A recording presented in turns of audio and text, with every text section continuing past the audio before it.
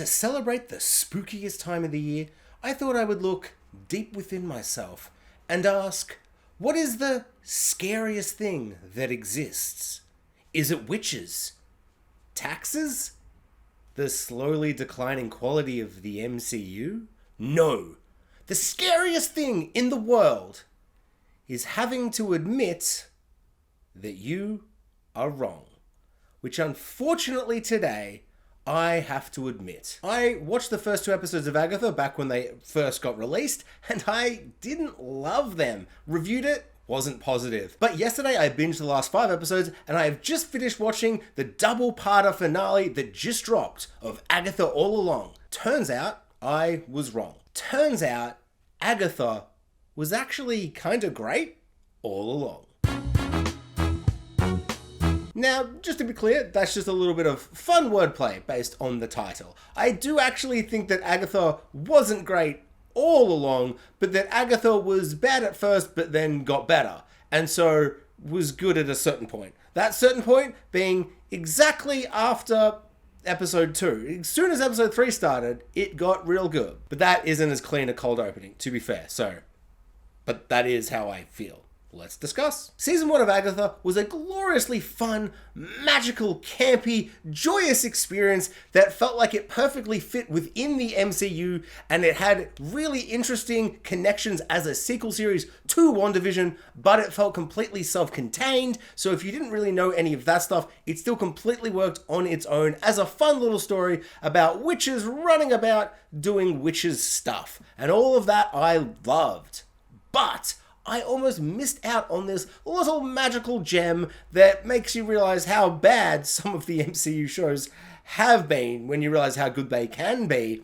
I almost missed out on this amazing experience of a show because of one thing. 2 things. I realized there were 2 things. When I said 1, I was wrong. It's 2 things. And that is episode 1 and episode 2. The first 2 episodes of this series I feel like are deeply flawed and really misleading episodes of TV that do not kind of give justice to what the show will be and what the show really is. I feel like everything in those first 2 episodes should have been condensed into like a 15-minute kind of opening half of a first episode to kind of get you into all these things, and then we do the show. Although there are a couple of issues with what happens later where we cut back and things I didn't love in the first couple of episodes actually work really, really well now that we actually see what was happening. So maybe a full episode for those first 2 episodes. But for 2 full episodes to not hook me, to not grab me, and for the 3rd episode to immediately hook me, to immediately grab me because it does what the show is going to be from then onwards, I find to be just kind of frustrating, and I find it to be curious, and I find it quite fascinating in terms of how they released this show, because they didn't release it all at once. They didn't release it episode by episode. They chose 2 episodes weekly, then 2 episodes for the finale. The first episode is a really dull and derivative rehash of WandaVision, but instead of all the exciting things WandaVision did, it's just like, what if it was that Swedish crime show that your mum watches? But you know that that's not the show, and you know we're just doing a little gimmick to remind you of WandaVision for a little bit, so it feels completely pointless and it takes too long. And then the second episode, it's like, you son of a bitch, I'm in. Ocean's 11, get the crew together, but the crew's a coven. But in this episode, they don't grab you with these characters. They don't grab you with the settings and ideas. It feels like, oh yeah, I've seen this all been done before, but better. But as soon as episode 3 kicks in and we realize what the show's actually going to be, it's incredibly exciting and fun. The show is going to be an episodic, magical, murder, haunted house, escape room show. It's really weird and crazy and a lot of fun. The witches travel along a witch's road, and every episode they have to deal with some kind of escape room, haunted house magic thing.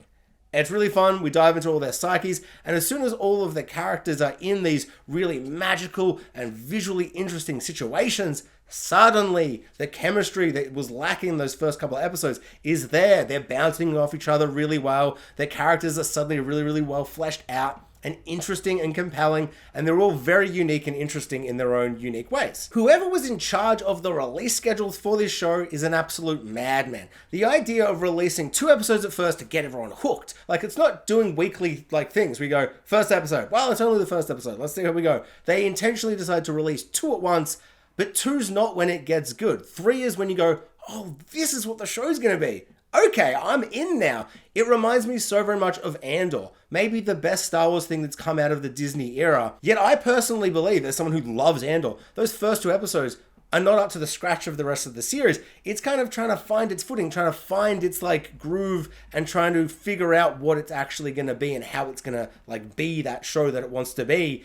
And I was not hooked from the first 2 episodes. I was like, oh, not for me. Episode 3, I'm in. And I never stopped being in from that point. If they'd released 2 at once, would I tune in weekly?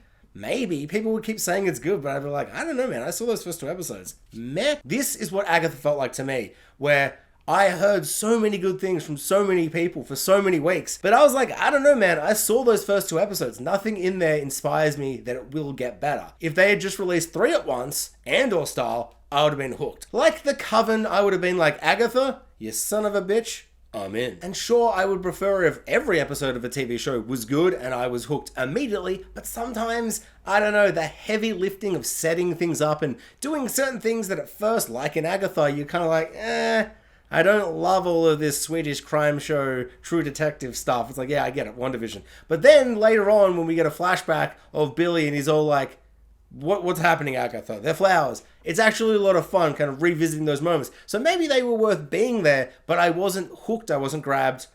Release schedules kind of matter, I think, and I think the MCU should be very careful about things like this because I haven't heard the buzz about Agatha all along the way that it deserves, because it's one of the best MCU shows. It's really, really fun. It's super unique for the MCU, yet it does feel like it fits somewhere within the world. I love how crazy and expansive and just weird the MCU is now. Like, this show exists in the same world as Hawkeye, and that's just fun. That's just so weird and fun. Yet I don't feel like people are talking about it, because I feel like everyone gave it an episode or 2, you know, whatever they released at first, and then just went, I don't know, man. There's a lot of shows. I don't have time. I don't have time.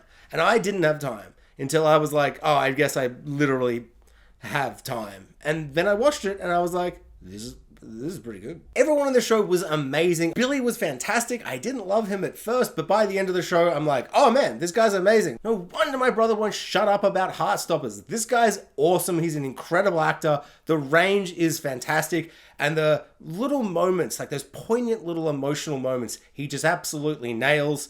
The lady Lilith? I don't know. The lady who did the Slaughterhouse 5 thing. You know, that great episode everyone loves where it's like, yeah, I also read Slaughterhouse 5. Good stuff. Sorry, I apologize. I feel like I haven't edited it yet, but I feel like that came across as condescending. I could go back and redo it, but I won't. There's no time. There's too many things to discuss. Everybody was fantastic. I loved everybody, especially because I didn't love anybody at first. So I think the way this show got me caring about everyone was really, really great.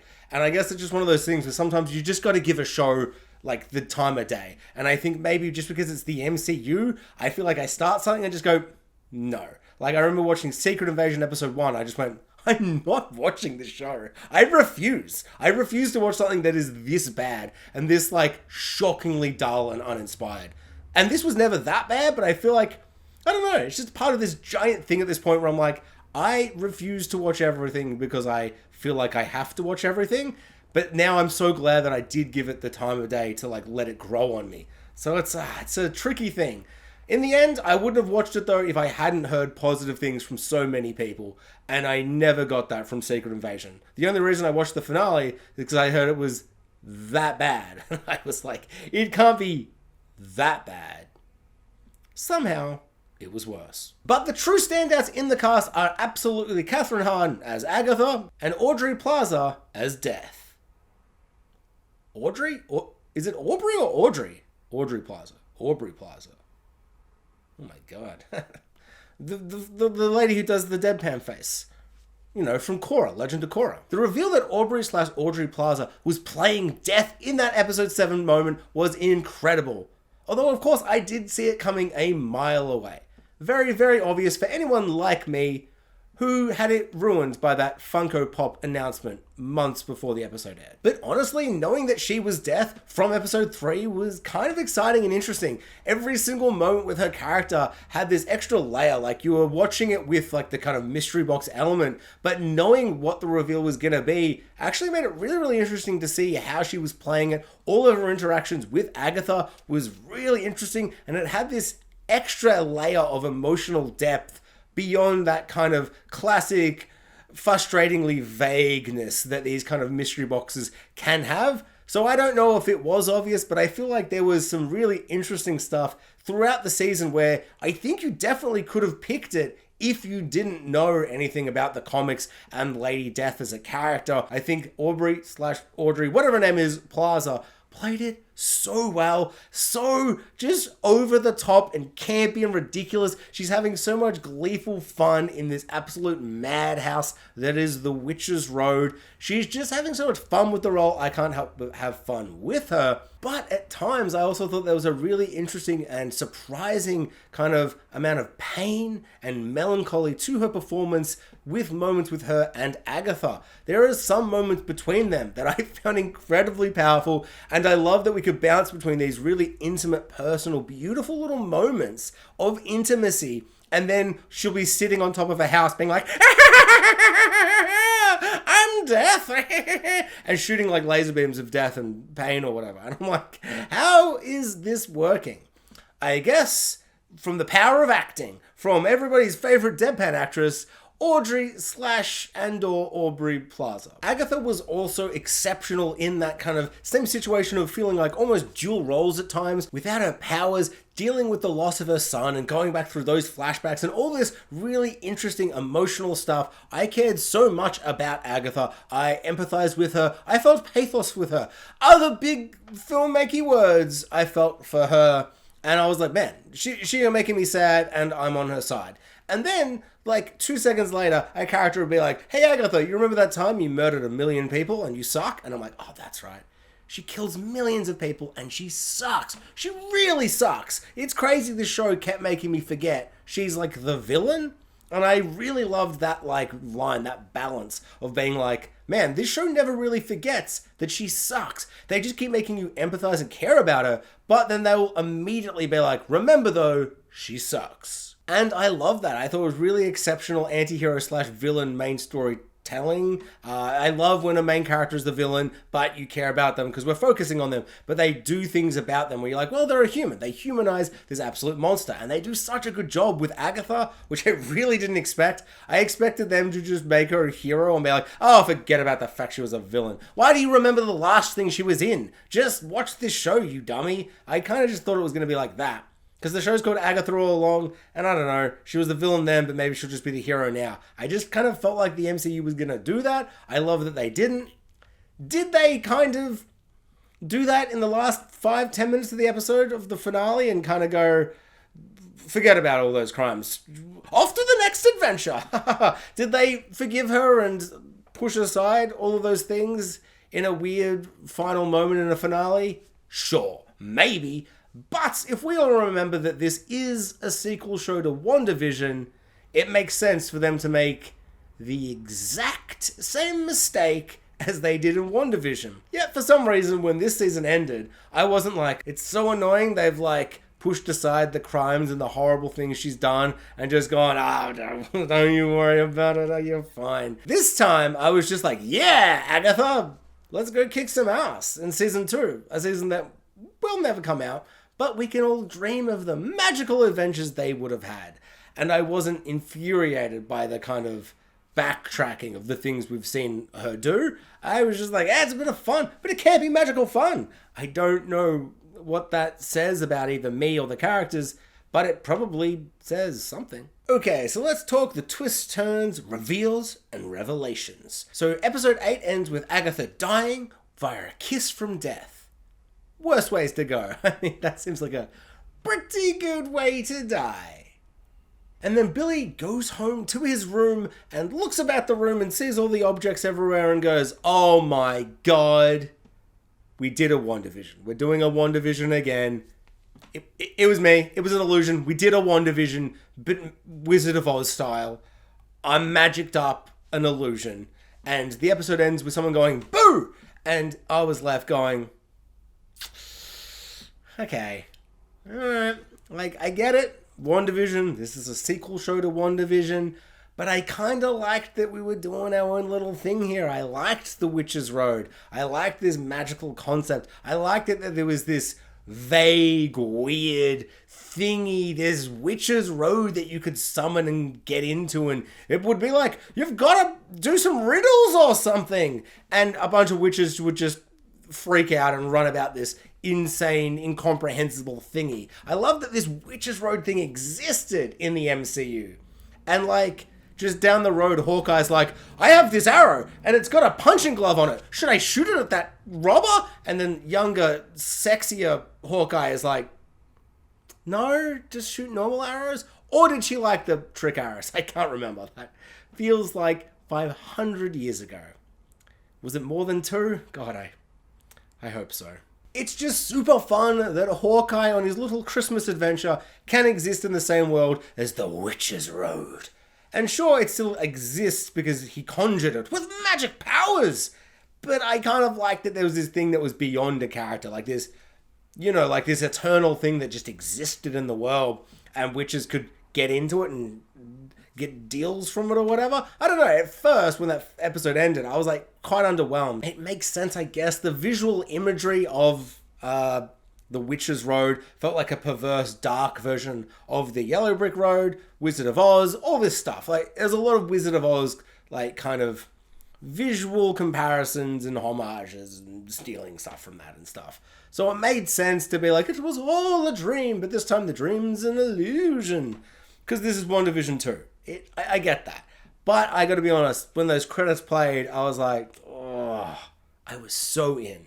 I had the title of the video, Agatha, actually great all along, but now I'm going to have to be like, Agatha dropped the ball at the end all along? That doesn't have the same ring to it at all. But then, luckily enough, episode 9, the finale, rolled around immediately. I have complained a lot about episode structure. I think if they had released 8, I'd waited a week and watched 9. It would have really annoyed me because I would have been like, I don't love that reveal. And then episode 9 immediately would make me go, what a reveal. I love it. 2-episode finale works really well because it kind of twisted my emotions and then it explained why it twisted them in that way. And I was so overwhelmingly positive. I think the finale is probably the best one. I loved it. I felt like it tied everything together and any issues I had, now I don't have. And I think it works so well. And even the Wizard of Oz stuff where I'm like, yeah, I get it. A bit of like a Tarantino thing where you're homaging, but I feel like if I'd seen that thing a lot, I'd be like, you're just stealing that. This time, I'm like, yeah, steal that concept. That's a great concept. So the episode 9, the finale, opens with a flashback to Agatha with her son and her borrowed time with her son. That moment where she's giving birth and you're like, oh, we heard the voice, but that must just be something she'd imagined. The son was never even born. That's super tragic. That's super sad. But then death, played by Audrey/Aubrey Plaza, whichever one it was, it still hasn't come to me. I could have paused and looked, but I forgot. Now we're recording and I simply do not have time. And she like gives her a look where I'm like, oh man, no wonder she hates death. The baby was never even born. Like that's like worse than I imagined, and I knew it was going to be really, really bad and sad. But then she's like, I'll give you time. And it's like, that actually seems like a pretty nice thing. But then, as she's alluded to in previous episodes, it is a nice thing, but also it's this torturous thing where it's like, yes, obviously having time, more time, any time is better, but there's just this horrible ticking clock of not knowing how much more time. When is it going to be over?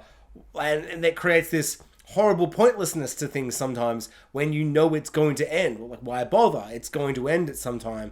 But everything ends, but having this unknowable feeling that you know it's going to be shorter than you want it to be, and it should be, and it deserves to be, it creates a weird feeling. And the whole time, I felt really weird, because I'm like, it's going to happen just in a really gross way. And of course, it happens in a really gross way, where she's literally cuddling her son as they sleep. And yeah, some really beautiful, poignant stuff with her and her son. You see a side to Agatha you don't really see that often, which I loved. But what I really loved about this show and how they created Agatha as a character and fleshed her out beyond the cackling, maniacal, witchy villain that she was in WandaVision is that, like, we see this side to her, and I feel empathy, pathos, all the big filmy words and stuff. I care about Agatha and her son. I care about the pain she feels for the loss of her son and the loss that will come. I feel all these things, and yet the show is never afraid to be like, but also, I remember that you love her. Also, she sucks and murders witches just left, right, and center all the time. Also, her 6-year-old son is involved. She's implicated her 6-year-old son into the murder witches situation. I just love that she was like clearly a villain the whole time, and yet because we've followed her for so long and cared so much about finding out about her and her son's past and what happened and why she feels so sad and why she hates death and all these things, that I'm just so on her side at this point. But we get these montages of her just murdering witches after witches. They're doing the song and you're like, the Witches Road song, okay, how the hell is that going to play into later? But you're not really thinking because you're emotionally following the scene, and you just have these scenes play out again and again. And the son's like, do we need to be killing all these witches? I'm like, these are not conversations you have with this child this young. And she's like, yeah, it's just life. We kill witches. It's what we do. And I'm like, I don't want to judge. I don't want to be the guy who judges and like says things that are at a person in a negative way. But I will go out on a limb this one time and go, yeah, that's bad mothering. And maybe I'm just an idiot and I was just caught up in the magic of storytelling, but I truly did not see this next reveal coming, and I think it ties together and makes the show so much better than it was before, even though it was still really good before that. And that is that the Witches Road song, The Witches Road, every single thing we've been told about, essentially everything, is just like a lie. And that the Witches Road is just a scam.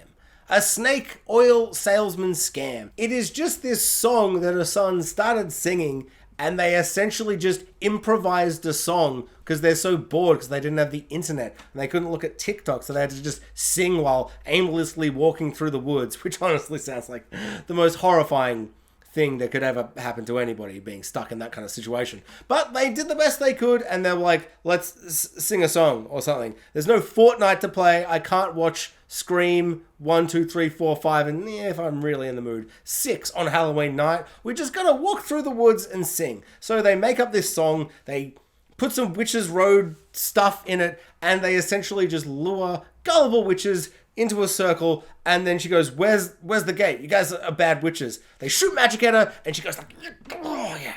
Also that acting when she's like getting that magic juju in her, terrifying. She just seems like she's enjoying it slightly too much. The idea that this whole show was built around this just scam, this lie, this charade to lure gullible witches into a circle all alone so she could just suck their powers out, I just loved it so much. I thought it was so ingenious, so fun. There's been so much visual and non-visual storytelling, allegories and homages and just stealing from the Wizard of Oz that I've really enjoyed. But the idea that like the Witch's Road was leading somewhere and that destination, just like Wizard of Oz, which it's stealing from so much, homaging from, inspired by, is just the same thing. It's just a scam artist, a con artist, a liar, a charlatan, the wizard in the Wizard of Oz. And that is Agatha, and that she just created this whole thing just because like she wants to suck people's energy out. I thought it was so exciting, so fun.